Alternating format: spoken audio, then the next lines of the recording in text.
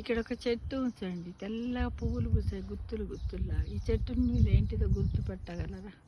గుర్తుపడితే comment బాక్స్లో పెట్టండి. చాలామంది ఏమంటున్నారంటే ఈ చెట్టు వల్ల అనారోగ్యము కలుగుతుంది అంటే ఎలాంటిదంటే అస్తమా లాంటి జబ్బులు వస్తాయి ఈ పుప్పొడితో అంటున్నారు. ఇది 5 గంటల నుంచి ఒకలాంటి స్మెల్ వస్తుంది. అది కొద్దిమందికి నచ్చుతుంది లేండి, పర్ఫ్యూమ్ స్మెల్. కానీ పాలిగ్రెయిన్స్ ఎక్కువగా ఉండడం వల్ల కొద్దిమందికి ఉబ్బసం వ్యాధి వస్తుందట. ఈ చెట్టు పేరు ఏంటో తెలియదు. మేము ఈ మధ్యలో కొత్తగా ఒక కాలనీలో ఉంటున్నాం. ఆ కాలనీలో ఇంటి ముందు చెట్లు పెట్టారు ఫ్రెండ్స్. మరి ఇలా మనకు హెల్త్ కాన్ చేసేటివి ఉన్నట్టయితే వీటిని పెట్టకూడదు కదా ఈ చెట్లు. ఇది అదే చెట్ట అనేది డౌట్ ఉంది. డౌట్ క్లియర్ చేసుకోవడానికి నేను మిమ్మల్ని అడుగుతున్నాను. ఈ వీడియో చూసిన వాళ్ళు ఎవరైనా ఉంటే ఈ చెట్టు పేరు చెప్పండి, దీనివల్ల కలిగే నష్టాలను కూడా వివరించాలని కోరుకుంటున్నాను ఫ్రెండ్స్. తప్పకుండా చెప్పాలి. మరి మీరందరూ చూడండి, అది బాగా చూడండి ఆ చెట్టును. అయితే ఒక చిన్న మంచి మాటను కూడా మనము గురించి తెలుసుకుందాం ఫ్రెండ్స్. నాచుతోనూ రెల్లుతోనూ కప్పబడిన చెరువులో ఈదులాడే చేపలు ఏ విధంగా పైకి కనిపించని రీతిలో ఉంటాయో అలాగే భగవంతుడు కూడా మనుషులకు కానరాకుండా మాయావృతుడై మానవ హృదయంలో క్రీడిస్తున్నాడు. పాముకు తన 2 కోరల్లో విషం ఉంటుంది. ఈ విషముతో ఎంతటి మనిషినైనా క్షణములో చంపగలరు. సర్పమంతటి భయంకరమైనది. అయితే దానికున్న 2 కోరలు పీకేశామనుకోండి, శునకమును కూడా ఏమి చేయలేనంత శక్తిహీనురాలవుతుందంట.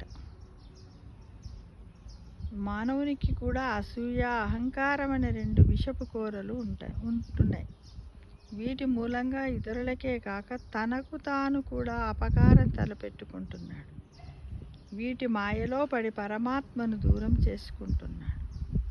జీవిత గమ్యము నుండి తప్పించి వేస్తున్న ఈ 2 విషపు కోరలను తగిన సాధనాల ద్వారా పీకేయాలి. అప్పుడు అంతటా పరమాత్మ తత్వమే గోచరిస్తుంది, అమితానందం సిద్ధిస్తుంది. ఆ 2 విషపు కోరలు ఏంటిది? మానవుల్లో అసూయ, అహంకారం అనే 2 విషపు కోరలు. అంటే అసూయ, అహంకారం అనే ఈ 2 విషపు కోరలను ఏ విధంగా పోల్చారో చూడండి. వాటికంటే ఎక్కువ ప్రమాదకరమైనటువంటివి. కాబట్టి మనము వీటిని తీసివేయాలి. తీసివేస్తే అక్కడనేమో పాముకు కోరలను తీసివేస్తే తను శక్తిహీనురాలవుతుంది. కానీ మనలో ఉన్నటువంటి ఈ 2 విషపు కోరలు ఏంటి? అసూయ, ఒకటి అసూయ, అహంకారం. ఈ రెండింటిని తీసేస్తే మాత్రం మనం శక్తివంతులమై పరమాత్ముని యొక్క సన్నిధికి చేరుకోగలుగుతాం ఫ్రెండ్స్. తప్పకుండా మనం ఆశిద్దాం. ఎలా?